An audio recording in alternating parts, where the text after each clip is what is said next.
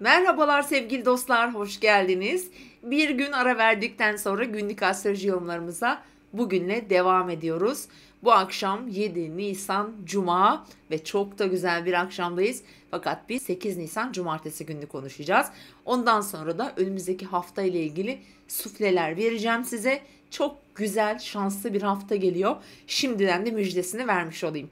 Sevgili dostlarım, biliyorsunuz ki bizim güzel şanslı saatlerimiz var ve ben onları bazen o kadar çok dalıyorum ki söylemeyi unutuyorum. O yüzden bugün yarın yani 8 Nisan günü bizim için şanslı olabilecek saatlerle başlayacağım.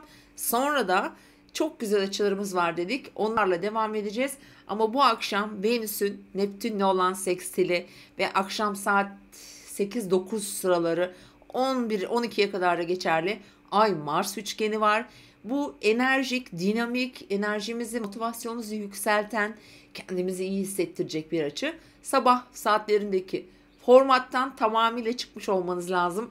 Bu akşam gerçekten güzel. Cuma akşamını ilişkileriniz için, kendinizle ilgili konular için, sanatsal faaliyetler için, her konuda aslında ilham, sanat gibi konular için çok güzeldir. Aşk ve ilişkiler, flörtlerle ilgili konular için de bence çok güzel bir cuma akşamındayız sevgili dostlar. Evet, şimdi şanslı saatlerimi söylüyorum.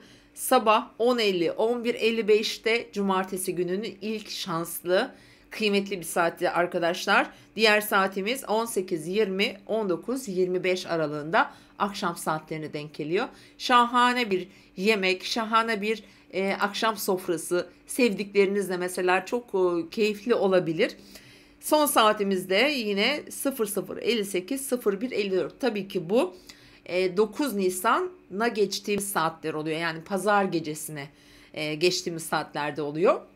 Son verdiğim saat. Bu 3 saati de bugün umarım güzel, sağlıklı, sizin için iyi gelecek, şifalı konular için kullanabilirsiniz. Şimdi arkadaşlar Ay Akrep Burcu'nda bugün öyleydi. Cumartesi günü de aynı şekilde olacak ve tabii sabah saatlerinde biraz gerginlik olmuş olabilir. Çünkü Ay Akrep Burcu'na geçti. Plüto'ya kare yaptı. Bilhassa da parayla ilgili konular bunlar.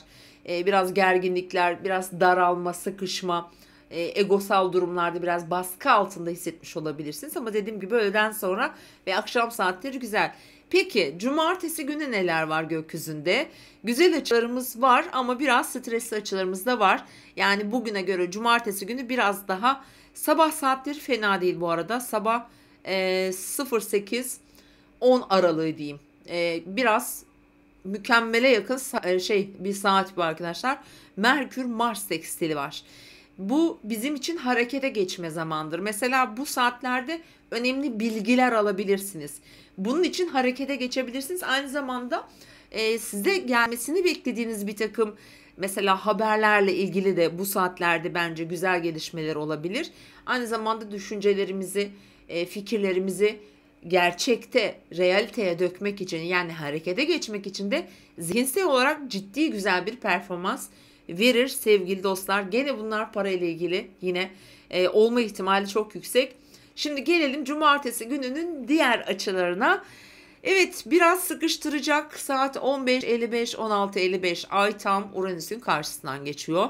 Sevgili dostlar, bu tabii ki yine 16-17 dereceler, şu an Uranüs 17 derecede.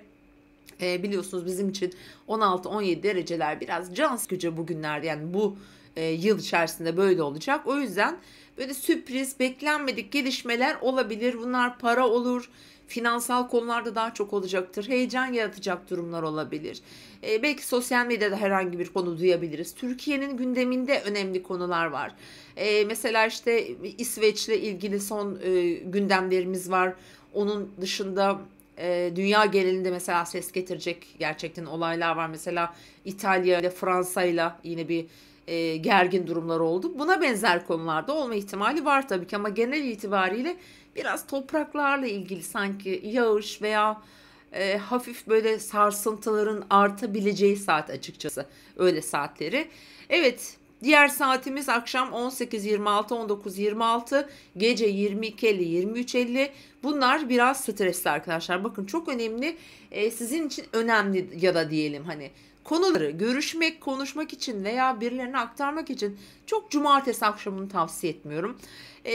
Bu 150'likler var. Bu 150'likler genellikle önceki konuları gündeme getirir ve onu çözmekte çok da kolaylıklar vermez açıkçası. Zorluklar da verebilir. Şimdi Ay Akrep burcunda tamam, Mars'ta da güzel açıları var ama dediğim gibi cumartesi akşamı biraz böyle stresli olabiliriz. Saatlerimizi zaten verdik. Şimdi 10 Nisan haftasına gireceğiz biliyorsunuz arkadaşlar. Şöyle, bu 2 gündür çok yoğundum ben. Ama önemli tarihler var. Onları söyleyeceğim şimdiden ama video çekeceğim mutlaka size. Mesela 11 Nisan Salı günü. O kadar güzel, şanslı bir gün ki bugün için, bu arada o gün saat 13.46'da ay boşluğa girecek. Akşam 20.32'ye kadar, yani günün neredeyse öğleden sonra birçoğu ay boşlukta olacak. Ondan sonra da Oğlak Burcu'na geçecek. Şimdi şöyle arkadaşlar, bakın, Venüs Plüto üçgeni var Salı günü. Tam olarak öğle saatlerinde. Efendim, ayın Jüpiter'e, ayın Güneş'e uyumlu açıları var. Sadece 12-13 arasında Ay Neptün karesi var ama genellikle bu Venüs Plüto üçgeni, tabii Ay ve Güneş'in de olduğu zaman Jüpiter'e, bizim için ilişkilerde çok önemli fırsatlar getirir. Şans getirir. Şu dönemde işte dolunay yaşadık, tutulmaya doğru gidiyoruz. Hani iki enerji arasındayız. Bakın, çok önemli günlerden geçiyoruz. Çok, bazılarımıza gerçekten çok önemli fırsatlar verebilir. Kaçırdığınız bazı şeyleri tekrar elde edebilirsiniz. O yüzden Salı gününü lütfen not alın. Önemli işlerinizi bu saate denk getirin ki aynı şeyi çarşamba günü için söylüyorum. Bakın, çarşamba günü Güneş Jüpiter'le kavuşuyor. Aslında Salı gecesi başlıyor bu enerji. Güneş'in Jüpiter'le kavuştuğu 20, 18, 19, 20, 21, 22 derece Koç ve diğer ateş elementi burçlar. Bakın, bu çok şanslı bir açı sevgili dostlar. Hem Salı günü geçerli hem çarşamba günü geçerli. Birçok ateş elementi burcu harika gelecektir. Bakın, fırsat getirir. Parayla ilgili güzel konumlar getirebilir. Statüyle ilgili güzel gelişmeler getirebilir. Hakikaten harika ve aynı zamanda bugün hem Merkür'ün, yani 12'sinde, çarşamba günden bahsediyorum. Ayın kuzey düğme, Merkür'ün aya tam olarak 15-16 araları. Özellikle bir başvuru, bir duyuru, bir başlangıç yapmak için harika. Gerçekten çok güzel bir hafta. Hemen mesela Perşembe günden bahsedeyim. Ay Plüto ile kavuşuyor gece saatlerinde, fakat gün içerisinde ayın Uranüs'e güzel bir açısı var. Ayın Neptün'le olumlu bir açısı var. Yine fena bir gün değil. Tabii Ay Jüpiter, Ay Güneş karesi de var aynı gün içerisinde. Hemen Cuma günden bahsediyorum. Bakın, Cuma günü dikkat edilmesi gereken saatler de var. İlişkilerde kritik. Gerçekten kritik. Bakın, hafta başında Venüs Plüto'ya destek veriyor. Plüto neydi? Değiştiren, köklü değişim ve yeniden inşa eden. Ama bu iyi bir açı olduğu için bence ilişkileri sağlamlaştırma etkisi verecektir. Fakat Cuma gününe geldiğimizde bu sefer Venüs Satürn'e kare yapacak. Ama aynı gün yine Satürn'ün olumlu etkileri de var düğümlere. Çok sıra dışı, bıçak sırtı, kadersel etkiler. Eğer ilişkinizi bu hafta içinde iyi yönetebilirseniz, hafta sonu bir şeyleri toparlayabilirsiniz. Eğer yönetemezseniz, bakın, bu ilişkileri çatırdatır, kopartabilir. Biraz sıkıntılar yaratabilir ki bunlar yine hep sabit grup burçlar arasında cereyan ediyor sevgili arkadaşlar. Bunun yanı sıra güzel açılarımız aslında devam ediyor. Mesela önümüzdeki cumartesi 10 numara 5 yıldız bir gün. Önümüzdeki pazar harika bir gün. Yani arada stresler var tabii ki. Çatlak sesler çıkacak. Ama süper bir haftaya doğru gidiyoruz. Sevgili dostlar, tüm burçlar için inşallah nasip ederse Allah çekeceğim. Yetişebilirsem yine sizlere video çekeceğim. Bu hafta için. Çünkü önemli günlerdeyiz. Zaten 20 Nisan'a doğru gidiyoruz biliyorsunuz. Tutulma günlerine gidiyoruz ve şu an tutulma etkileri devrede. Aslında tutulmadan iyi etki alan, haritası olumlu yerleşimleri olanlar şu an onu yaşıyor olması lazım. Yani şu an gündeminizde ne var? Şanslı mı hissediyorsunuz? Bir şeyler daha kolay mı ilerliyor? Bunun gibi durumlar varsa hayatınızda bilin ki tutulma size iyi geliyor demektir. Ama yok, biraz böyle sınırlarda geziyorsanız, bir karar vermek durumunda gibi hani hissediyor da olabilirsiniz. Buna benzer şeyler varsa tutulma sizi biraz itecek, zorlayacak, belki bir şeyleri değiştirmeniz gerekecek gibi düşünebilirsiniz sevgili dostlar.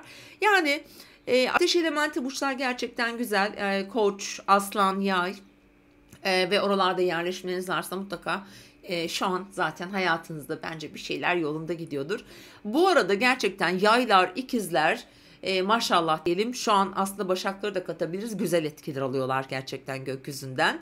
Ama tabii sırasıyla mesela özellikle Mayıs ayı itibariyle de yine boğalara, oğlaklara, yine başaklar var bunun içerisinde aslında. Çok da güzel etkiler gelmeye başlayacak. Güneş zaten biliyorsunuz Boğa burcuna geçecek ve tam Boğa'nın karşısında bildiğiniz gibi, bir dakika, bazen karıştırıyorum ben de böyle.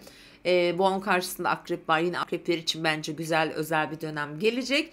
Zaten koçlar, teraziler tutulmadan etki alıyorsunuz. Valla o kadar hızlı, yani gündem o kadar hızlı. Gökyüzü o kadar hızlı değişiyor ve akıyor ki gerçekten yetişmek mümkün değil. Çok hızlı günlerden geçiyoruz. Zaten artık devir de öyle. Yani hiçbir şeyin hızına yetişemiyoruz bildiğiniz gibi. Ne haber gündemini yakalayabiliyoruz, ne teknolojiyi yakalayabiliyoruz, ne piyasaları yakalayabiliyoruz. Her sabah uyandığımızda şöyle bir modda oluyoruz. Acaba bugün ne duyacağım? Acaba bugün ne olacak işte? Acaba bugün para, mesela finansla ilgili, işte altın, dolar bilmem düşecek mi, çıkacak mı? Böyle bir, hep bir kaygı var, bir güven arıyoruz sürekli. Yani önümüzü çünkü göremiyoruz.